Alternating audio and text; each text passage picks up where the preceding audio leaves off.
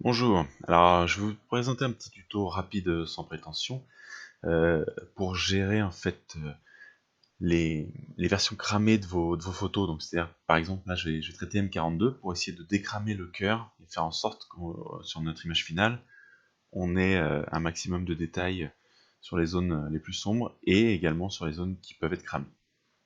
Donc voilà, comme je disais, moi je vais prendre comme exemple M42.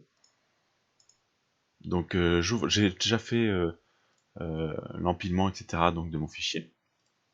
Donc là je suis sur Cyril.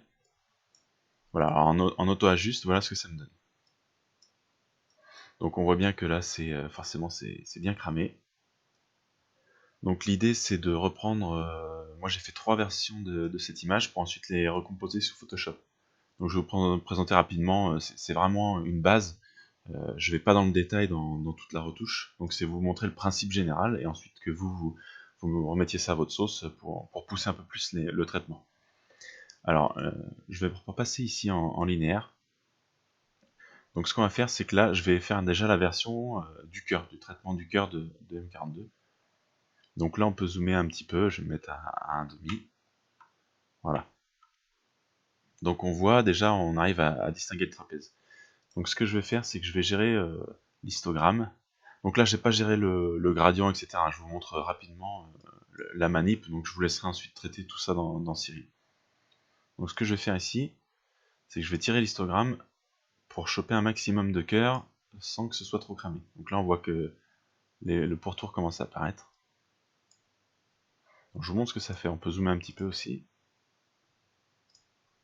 Si je vais un petit peu trop loin, voilà, on commence à moins distinguer le trapèze.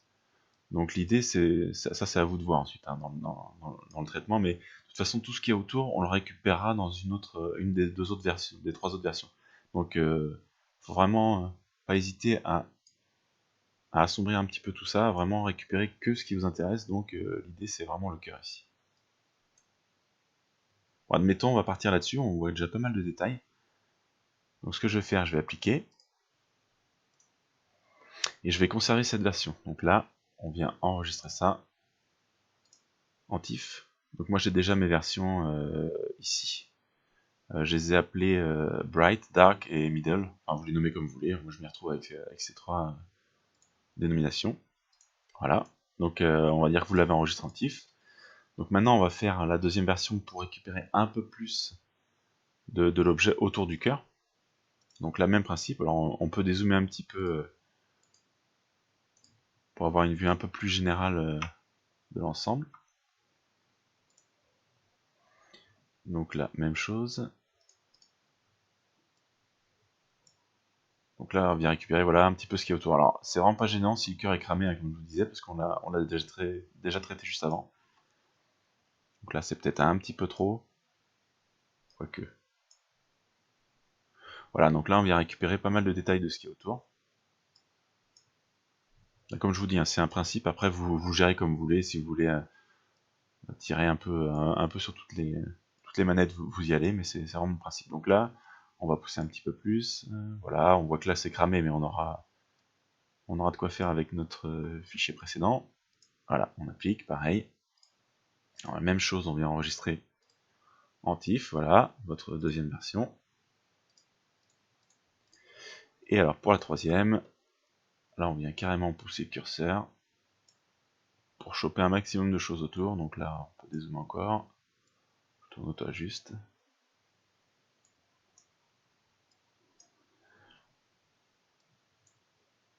Alors on peut assombrir un petit peu. Voilà, donc ça après c'est à vous de voir. Hein.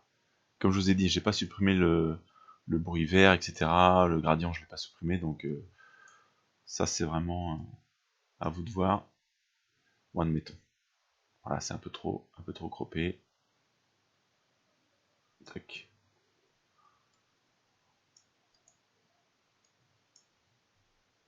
Alors, sachant que ça peut se récupérer un petit peu sous Photoshop, tout ça, mais... Hop là. Admettons.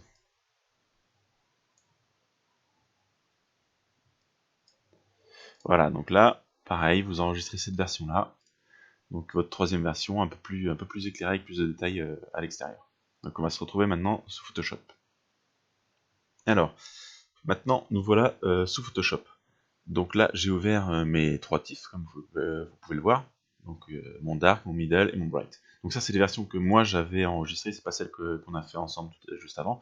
Mais ça c'est celle que moi j'avais traitée directement sous Cyril. Donc voilà ce que ça donne pour la plus sombre.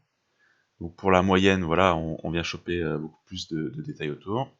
Et la Bright, alors là, bon, j'avais poussé les curseurs un maximum, vous voyez. Donc là, on voit énormément mon gradient. Mais l'idée, voilà, c'était de récupérer un maximum de détails autour de mon objet, quoi. Donc l'idée, c'est que maintenant, je vous fais ça encore une fois très rapidement pour vous montrer un peu le principe. Donc moi, ce que j'ai fait, c'est que je suis parti de la middle. Donc j'ai pris celle-ci. Et donc là, je viens récupérer ensuite mes autres images et les coller dessus. Donc là, CTRL A. Je fais soit un CTRL A copier, CTRL C donc, et CTRL V. Donc je viens la coller par-dessus. Vous voyez, le calque vient se mettre au-dessus. Donc on peut même les nommer les calques pour s'y retrouver. Middle, Dark, et donc la troisième, CTRL A, CTRL C, CTRL V, Bright. Donc voilà, vous avez vos différents calques les uns par-dessus les autres. Donc maintenant, ce que vous faites, alors on peut gérer directement le cœur en premier. Donc on vient, voilà, elles sont au même endroit, elles sont superposées exactement au même endroit. Donc on vient gérer avec un calque, un masque de fusion, donc ici.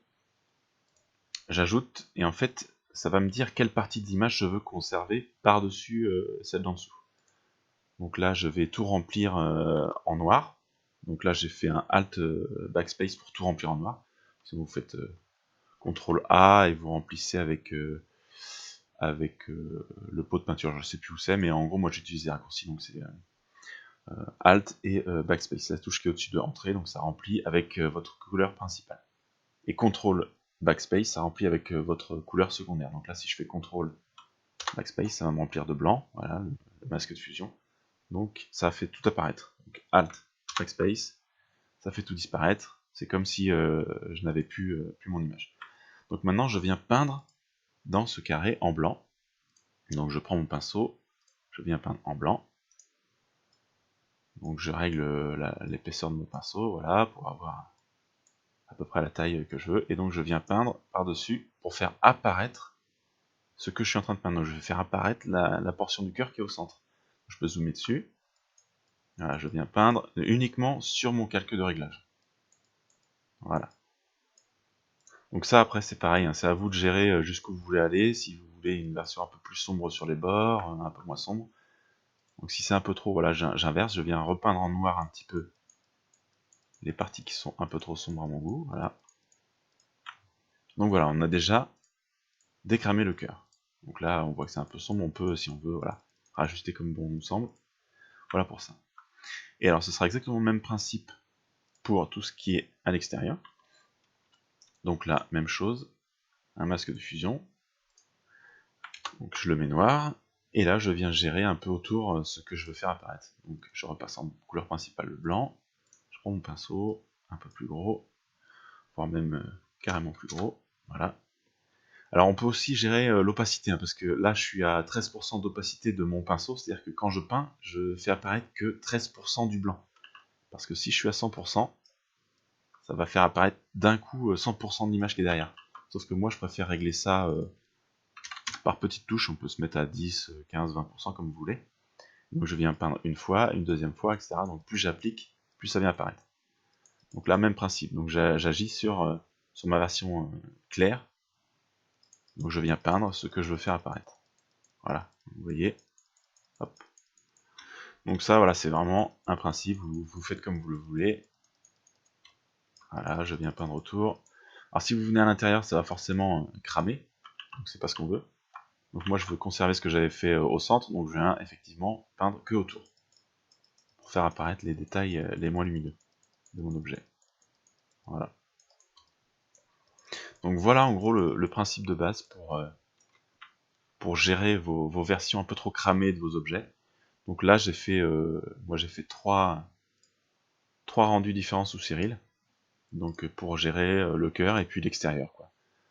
Et puis ensuite, bon, bah, c'est les niveaux classiques, luminosité, contraste, niveau, etc. Donc ça, c'est à vous de gérer ensuite dans Photoshop comment vous voulez faire ressortir votre objet. Donc ça, je vous laisserai gérer tout ça de votre côté. Voilà pour ce petit tuto, j'espère que ça vous aura plu, que ça vous aura aidé, et à bientôt.